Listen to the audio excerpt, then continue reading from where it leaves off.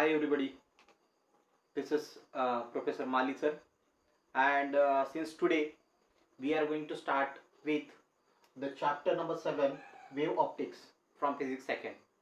Okay, fine. Uh, so friends, in 11th standard we have studied some basic concepts of optics in the chapter optics. Okay, मग ऑप्टिक्समध्ये कोणकोणत्या गोष्टी आपण त्यावेळेला पाहिलेल्या आहेत, तर त्याच्यामध्ये साधारणपणे एक दोन गोष्टी ज्या कॉमनली येतात त्या म्हणजे रिफ्लेक्शन आणि रिफ्रॅक्शन.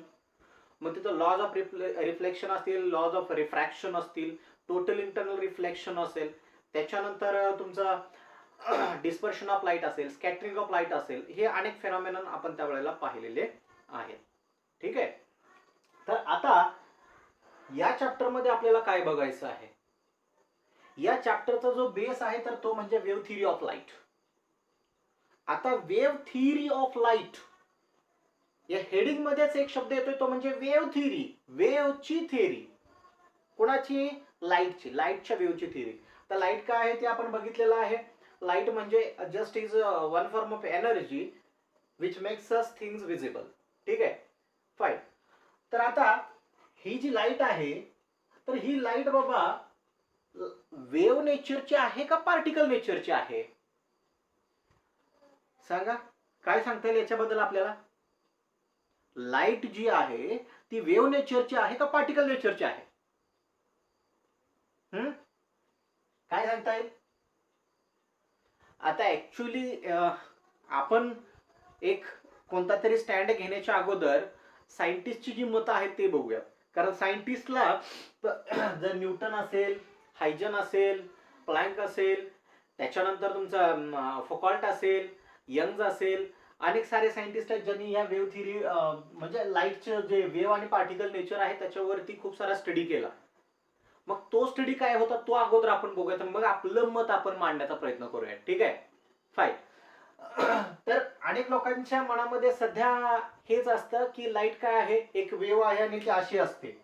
लाईट ही एक वेव्ह आहे आणि ती अशी काही कशी तरी असते. ठीक आहे, फाईन. या वेव्हला कसली वेव्ह म्हणता तुम्ही? कसली वेव्ह? Transverse wave. बरोबर. ही वेव्ह कसली वेव्ह आहे?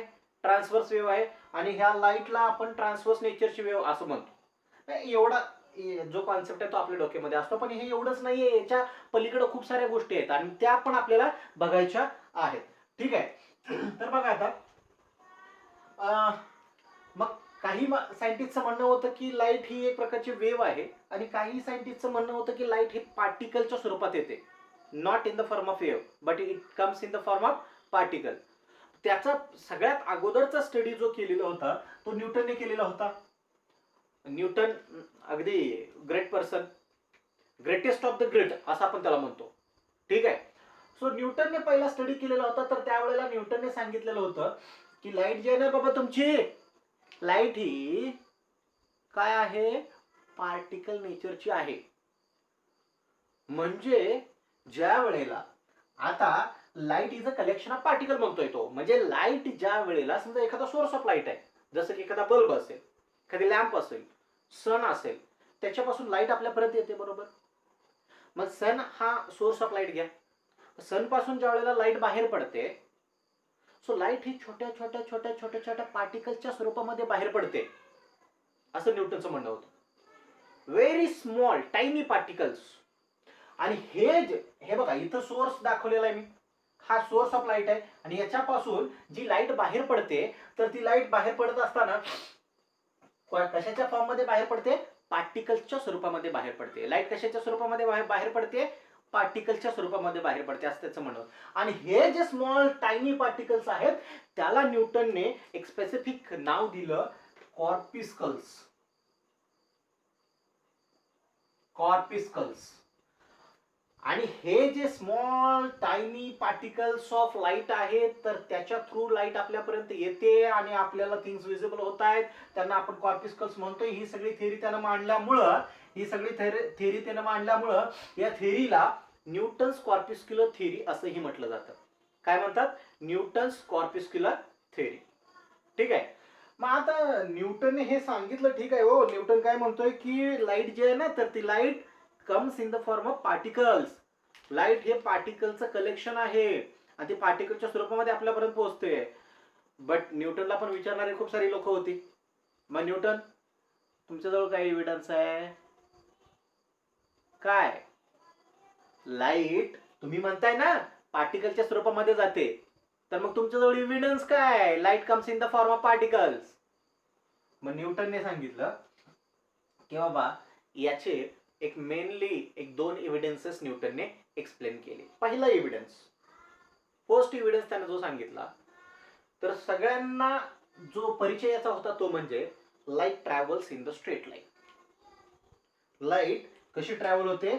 एका स्ट्रेट लाईन मध्ये ट्रॅव्हल होते. अशी जात असू द्यात, अशी जात असू द्यात, अशी जात असू द्यात, कशीही जात असू द्यात, लाईट कशी ट्रॅव्हल होते? नेहमी एका स्ट्रेट लाईन मध्ये ट्रॅव्हल होते. मग जर लाईट स्ट्रेट लाईन मध्ये ट्रॅव्हल होत असेल तर ह्याच्यामध्ये वेव्ह नेचर कुठे येतं? हो, कुठंच नाही ना.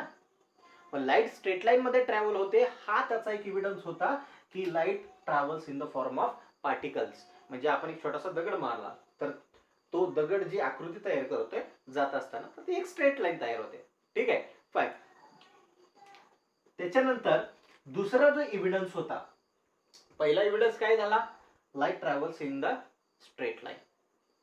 दुसरा जो एव्हिडन्स होता तो अशा प्रकारचा होता की एखादा जर ऑब्स्टॅकल तुम्ही लाईटच्या पाथमध्ये ठेवला, हा लाईट इकडून लाईट येते बरोबर, आणि या लाईटच्या पाथमध्ये तुम्ही जर एखादा ऑब्स्टॅकल ठेवला तर त्याच्या मागच्या बाजूला त्याची शॅडो मिळते. And this is only because of the particle nature of light. Particle nature of light. मग हे दोन एव्हिडन्सेस न्यूटनने सांगितले. कशासाठी? पार्टिकल नेचर एक्सप्लेन करण्यासाठी. ठीक आहे. त्याच्यानंतर न्यूटनने आणखी हे लॉज ऑफ रिफ्लेक्शन आणि लॉज ऑफ रिफ्रॅक्शन या दोन गोष्टीही सांगितल्या. आता बघा, आपण 11वी मधला जो चॅप्टर होता ऑप्टिक्स नावाचा, तो चॅप्टर स्टडी करत असताना ऑप्टिक्स मध्ये रे ऑप्टिक्स आणि वेव्ह ऑप्टिक्स असे दोन डिवायडेशन केलेले होते बरोबर. आणि रे ऑप्टिक्स मध्ये आपण पाहिलेलं होतं की रे ऑप्टिक्स मध्ये कोणकोणत्या गोष्टींचा स्टडी करतो आपण? तर रे ऑप्टिक्स मध्ये रिफ्लेक्शन, रिफ्रॅक्शन यासारखे जे फिनॉमिनन आहेत, जसं की आपण बघतो हे सरफेस घेतला, इकडून लाईट आली, हा इन्सिडेंट रे झाला, ही लाईट गेली, हा रिफ्लेक्टेड रे झाला. दुसरा घेतला, हा सरफेस घेतला, ही लाईट आली इकडून, ठीक आहे, फाईन. इथे परपेंडिक्युलर ड्रॉ केला तर ती नॉर्मल झाली, इथे परपेंडिक्युलर ड्रॉ केला तर ते नॉर्मल झाली. मग लाईट एका मीडियम मधून दुसऱ्या मीडियम मध्ये जात असताना तिचं हे रिफ्रॅक्शन झालं वगैरे. या डायग्राम सगळ्या आपल्याला पाठ आहेत बऱ्यापैकी. ठीक आहे. सो रिफ्लेक्शन, रिफ्रॅक्शन या साऱ्या गोष्टी. मग आता इथं जर आपण पाहिलं तर बघा रे दिसतात. So this is ray optics. हे काय कशाच्या अंडर येते? हा सगळा स्टडी कशाच्या अंडर येतोय? रे ऑप्टिक्सच्या अंडर. रिफ्लेक्शन, रिफ्रॅक्शन वगैरे या गोष्टी. ठीक आहे, फाईन. मग पहिला न्यूटनने जे एक्सप्लेन केलं तर ते म्हणजे हे तुमचे laws of reflection, laws of reflection. And he explained this phenomenon, explained all these laws on the basis of elastic collision of, on the basis of काय म्हणतोय? on the basis of elastic collision, elastic collision of particles of light, elastic collision of particles of light, elastic collision of particles of light. आता elastic collision या शब्दाचा अर्थ काय आहे बघा. Newton has explained the laws of reflection on the basis of elastic collision of particles of light. What is the meaning of elastic collision? Elastic कोलिजनचं simple meaning आहे त्याच्यामध्ये कायनेटिक एनर्जी कॉन्झर्व होते. कायनेटिक एनर्जी काय होते? Conserve होते. Momentum पण conserve होते, but इथं आपण फक्त कायनेटिक एनर्जीचा विचार करूयात, समजायला सोपं जाईल. कायनेटिक एनर्जी कॉन्झर्व होते. तर जर मला सांगा कायनेटिक एनर्जी कॉन्झर्व होत असेल म्हणजे सिंपली आम्हाला जर एखादं एक्झाम्पल घ्यायचं झालं, सपोज ही एक बॉडी आहे, ही दुसरी बॉडी आहे, ही ए बॉडी आहे, ही बी बॉडी आहे. ठीक आहे, फाईन, नो प्रॉब्लेम. ही ए बॉडी सुरुवातीला 10 मीटर पर सेकंड एवढ्या स्पीडनं आलेली आहे. बी बॉडी जी आहे तर ती 5 मीटर पर सेकंड एवढ्या स्पीडनं चाललेली आहे. आणि तुम्हाला सांगितलं ए बॉडीनं बी बॉडीवरती कोलिजन केल्यानंतर ए बॉडीची जी ह्या दोघांमध्ये जे काही कोलिजन होतं ते इलास्टिक कोलिजन आहे. कसलं कोलिजन आहे? इलास्टिक कोलिजन आहे. ठीक आहे. तर ए बॉडीनं बी बॉडी बरोबर कोलाइड झाल्यानंतर एचं जे स्पीड होतं ते 6 मीटर पर सेकंड झालं. 6 मीटर पर सेकंड झालं तर बी बॉडीचं स्पीड किती असेल? बी बॉडीचं जे स्पीड असणार आहे ते किती असणार आहे? It is 9 metre per second. बरोबर. ठीक आहे. म्हणजे आम्हाला सांगायचं काय आहे, कायनेटिक एनर्जी काय होते, कॉन्झर्व होते. कायनेटिक एनर्जी, आता इथं स्पीड बघा दोघांचं काय झालं, इथं 10 मीटर पर सेकंड होतं, इथं 5 मीटर पर सेकंड होतं, इथं 10 मीटर पर सेकंड होतं, इथं 5 मीटर पर सेकंड होतं. पण ही बॉडी या बॉडीवरती कोलाइड झाल्यानंतर, ही बॉडी ए बॉडी बी बॉडीवरती कोलाइड झाल्यानंतर ए न काहीतरी एनर्जी जी आहे ती लूज केली, आणि ती लूज केलेली एनर्जी कोणी घेतली, बी ने घेतली. मास तर दोघांचा चेंज होणार नाहीये, मास तर बिलकुल चेंज होणार नाहीये. चेंज होणारी गोष्ट कोणती आहे, व्हेलॉसिटी. कायनेटिक एनर्जीचा फॉर्म्युला काय आहे, kinetic energy is equal to 1/2 mv square. Kinetic एनर्जीचा फॉर्म्युला काय आहे, 1/2 mv स्क्वेअर. ठीक आहे, फाईन, नो प्रॉब्लेम. मग कायनेटिक एनर्जी जर कॉन्झर्व असेल तर यानं जे काही स्पीड लूज केलेलं आहे तर ते बीचं स्पीड वाढवण्यामध्ये त्यानं मदत केली. ठीक आहे, फाईन, नो प्रॉब्लेम. मग आता ज्या वेळेला लाईट येते, समजा लाईट आली आणि ह्या भिंतीवरती समजा इन्सिडेंट झाली, भिंतीवरती इन्सिडेंट झाली आणि इथून पुन्हा काय होणार आहे, रिफ्लेक्ट होणार आहे. कोणत्या मीडियम मध्ये, एअर मीडियम मधून आली आणि पुन्हा एअर मीडियम मध्येच काय झाली, रिफ्लेक्ट झाली. आता भिंतीचं स्पीड वाढलं का, बिलकुल नाही. भिंतीचं स्पीड वाढलं का, बिलकुल सुद्धा नाही. लाईट इथे आली, याच्यावरती इन्सिडेंट झाली आणि पुन्हा इकडे वापस गेली, लाईटचं स्पीड कमी झालं का, बिलकुल पण नाही. कारण एअर मध्ये लाईटचं जे स्पीड आहे ते कॉन्स्टंट आहे, आपल्याला माहिती आहे, 3 × 10⁻⁸ metre per second. So light आली, इथे इन्सिडेंट झाली आणि पुन्हा रिफ्लेक्ट झाली. सो रिफ्लेक्ट झाल्यानंतर लाईटचं जे स्पीड आहे तर ते एका मीडियमचा जेव्हा विचार करतो आपण तर त्यावेळेला त्या मीडियम मध्ये लाईटचं स्पीड सेम असतं, 3 × 10⁻⁸ मीटर पर सेकंड. म्हणजे या केसमध्ये जर विचार केला तर कायनेटिक एनर्जी जी आहे ती कॉन्झर्व झालेली आहे. कायनेटिक एनर्जी काय झाली, कॉन्झर्व झालेली आहे.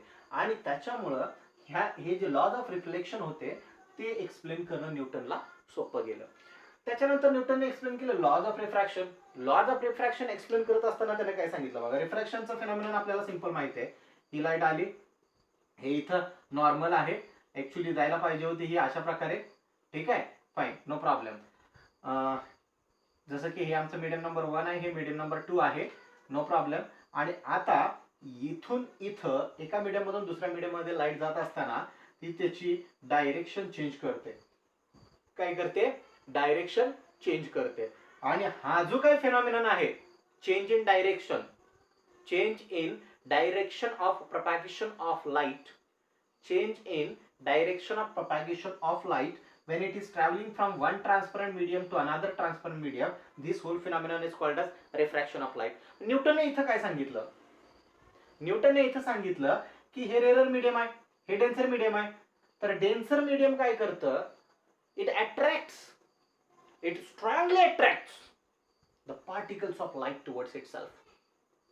आणि त्याच्यामुळं ह्या लाईटच्या वेव्हचं, ही जे लाईट आहे या लाईटच्या रेचं जे बेंडिंग आहे, हे इकडं तुमचं काय आहे, हे इकडं तुमचं काय आहे, तर हे डेन्सर मीडियम आहे. डेन्सर मीडियमचे पार्टिकल्स काय करतात, लाईटच्या पार्टिकल्सला स्ट्रॉंगली अट्रॅक्ट करतात. डेन्सर मीडियमचे पार्टिकल्स लाईटच्या पार्टिकल्सना स्ट्रॉंगली अट्रॅक्ट करतात. आणि त्याच्यामुळं या इन्सिडेंट रेचं ज्या वेळेला रिफ्रॅक्शन होणार आहे तर त्यावेळेला बेंडिंग टुवर्ड्स द नॉर्मल होणार आहे, असं न्यूटनचं म्हणणं होतं. So laws of refraction explain करत असताना त्यांना सांगितलं की डेन्सर मीडियमचे जे काही पार्टिकल्स असतात तर ते डेन्सर मीडियमचे पार्टिकल्स काय करतात, लाईटच्या पार्टिकल्सना स्वतःकडे अट्रॅक्ट करून घेतात. लाईटच्या पार्टिकल्सला काय करतात, स्वतःकडे अट्रॅक्ट करून घेतात. सो हे या सगळ्या गोष्टींच्या आधारे न्यूटनने सांगितलं की बाबा light is the collection of particles and it travels in the form of only particles. Okay, so हे होती न्यूटन्स कॉर्पस्क्युलर थेअरी. अतिशय स्मॉल टायनी पार्टिकल्स असतात, त्या पार्टिकल्सच्या फॉर्ममध्ये लाईट ट्रॅव्हल होते आणि त्या पार्टिकल्सना आपण कॉर्पस्कल्स म्हणतो. आणि हे थेअरी जे आहे त्या थेअरीला म्हणतो न्यूटन्स कॉर्पस्क्युलर थेअरी ऑफ लाईट.